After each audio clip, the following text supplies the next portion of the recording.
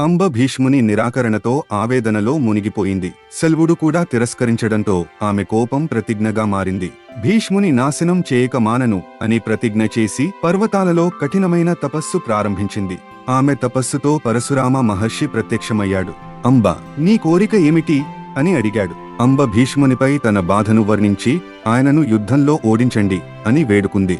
పరశురాముడు క్షత్రియులను ఎన్నిసార్లు సంహరించినవాడు. కాని భీష్ముడు తన శిష్యుడు అయినా వాగ్దానం తప్పక నిలబెట్టుకోవాలని భీష్ముని యుద్ధానికి ఆహ్వానించాడు. అద్భుతమైన యుద్ధం ప్రారంభమైంది. భీష్ముడు తన దివ్య ఆయుధాలతో, పరశురాముడు తన పరస్సుతో రోజుల తరబడి పోరాడారు. ఆకాశం కంపించింది, భూమి కంపించింది. దేవతలు చూసి ఆశ్చర్యపోయారు. ఎవ్వరూ గెలవలేదు. చివరికి దేవతలు మధ్యలో ప్రవేశించి యుద్ధం ఆపించారు. పరశురాముడు అంబకి, నేను వాగ్దానం నెరవేర్చలేను, కాని నీ తపస్సు వృధా కాదు. నీ ప్రతిజ్ఞ భవిష్యత్తులో నెరవేరుతుంది అని చెప్పాడు. అంబ మళ్లీ తపస్సు చేసి శివుడిని ప్రార్థించింది. శివుడు వరం ఇచ్చాడు. నీ తదుపరి జన్మలో భీష్ముని మరణానికి కారణమవుతావు అని. అంబ సంతోషంగా అగ్నిలో ప్రవేశించి తన ప్రాణం అర్పించింది.